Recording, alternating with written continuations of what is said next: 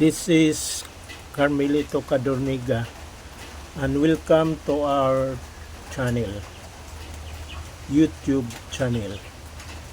Now we chop the leaf of banana so we can make it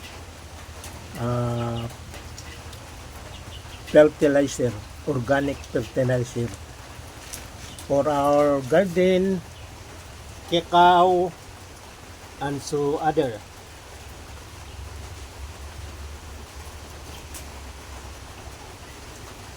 Here is we chop banana, skin of banana fruit.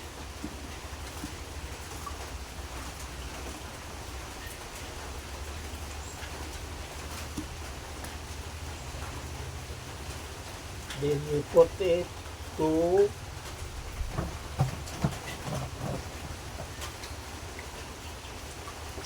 a container. So we